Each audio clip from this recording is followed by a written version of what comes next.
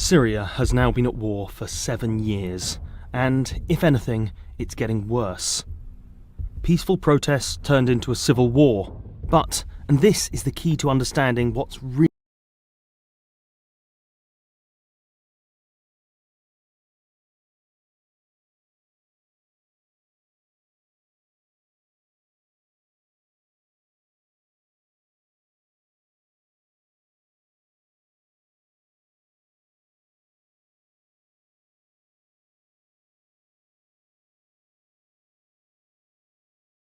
on. That civil war has now morphed into something else, a conflict of global dimensions playing out within Syria. In a second, we'll explore why, but first, who is involved? Well, you've still got the forces of President Bashar al-Assad. He's backed up by Russia, as well as Iran, and various powerful Shia militias. Then you've got the rebels. Now, they've been taking an absolute battering, but are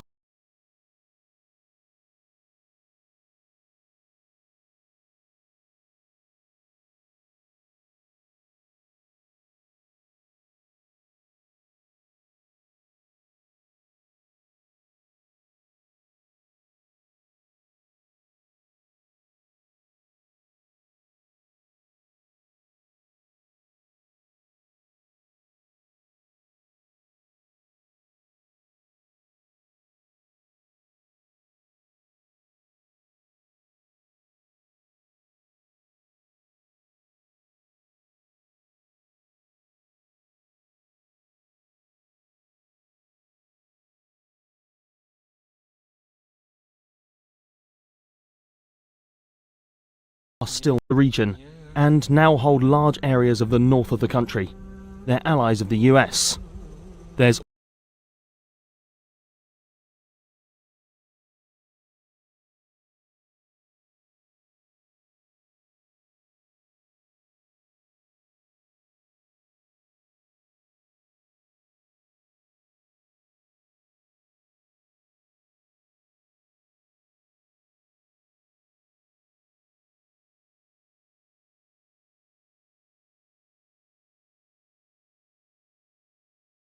also Turkey, which is fighting Kurdish forces, and Israel, which is launching airstrikes in the south.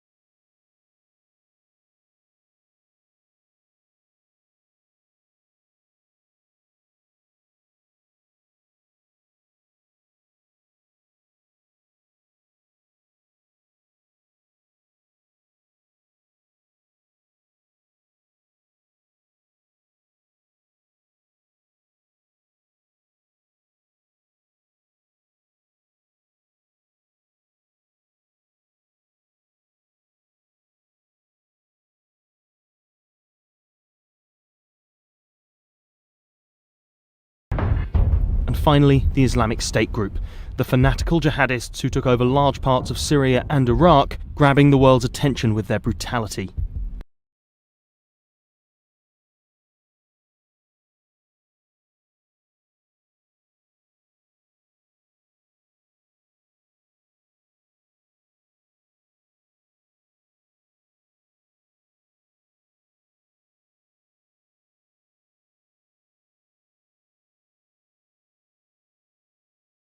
They've lost almost all their territory, but are still a threat.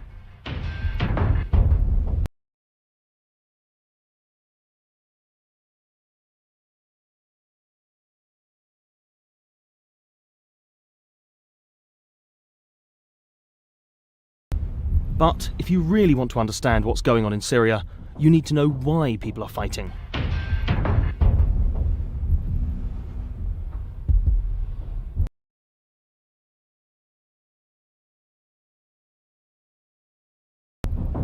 Since the very start, President Assad has had one objective: staying in power. And he's been prepared to do pretty much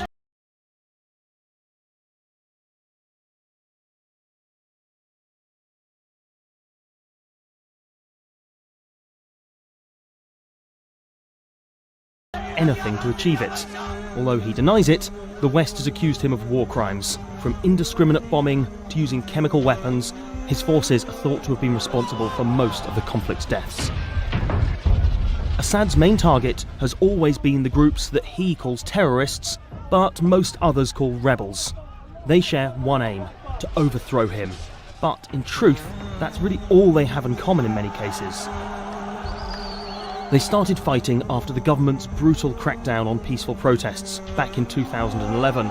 And at first they included army defectors, members of civil society. But as the war has ground on and got more brutal, many of them have been pushed out or killed. Lots of the groups still fighting are now hardline Islamists. Finally, as I mentioned before, you've got the Kurds in the north. There's more than 20 million of them across the region, but they've never had their own state. Understanding that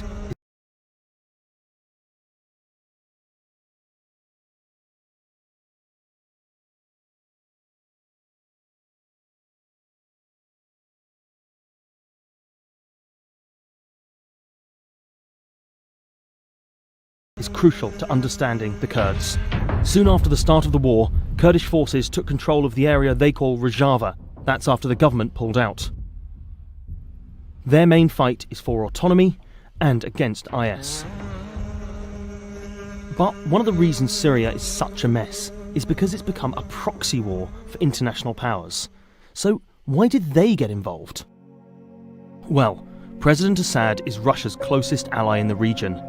If he fell, Russia would lose its key foothold in the Middle East. It would also lose Tartus, its only Mediterranean port. It could not let that happen. For Iran, this was partly about supporting an old ally. But more than that, it was about countering the influence of their regional rival Saudi Arabia and spreading their own influence across the region. The consensus is that in achieving their goals,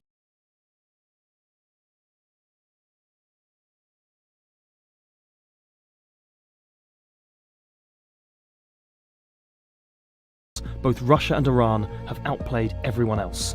While the US, Turkey and the Gulf states offered some support to various rebel groups, Russia and Iran decided not only that they wanted Assad to win, but that they would make sure he did.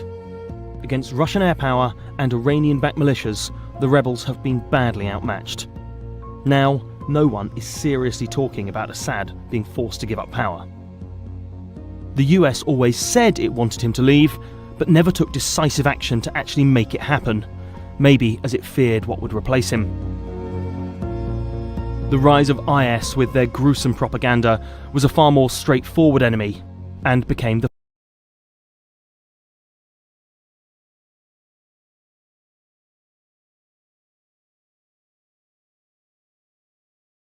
focus. The US worked with, trained and armed a group called the Syrian Democratic Forces. Although they're mostly made up of Kurdish fighters called the YPG, they were crucial in driving IS out of north.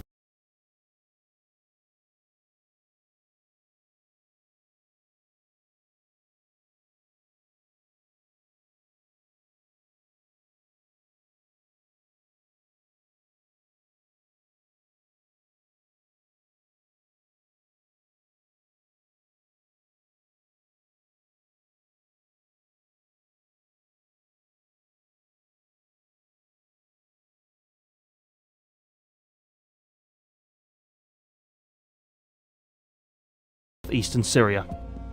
One of Turkey's main roles has been giving shelter to millions of Syrians fleeing the conflict.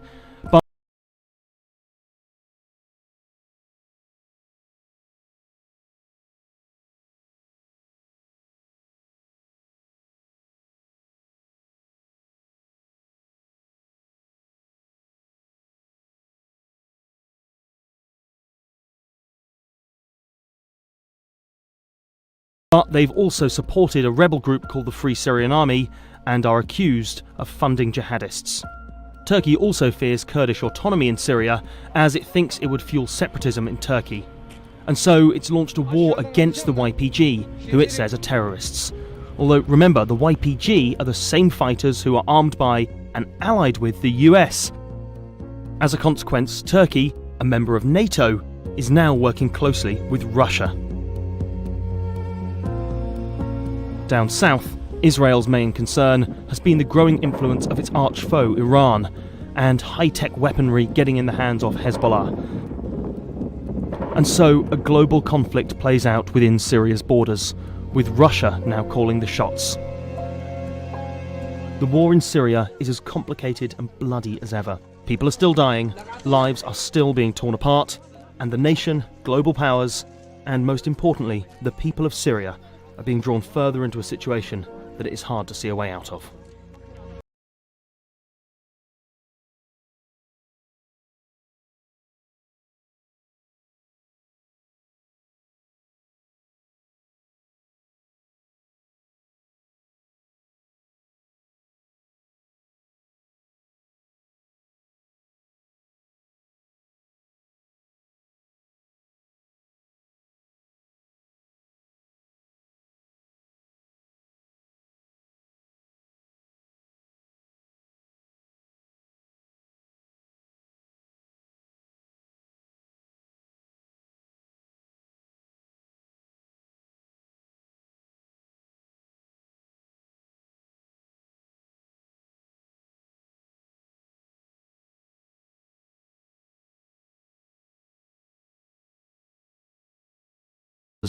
With Russia now calling the shots. The war in Syria is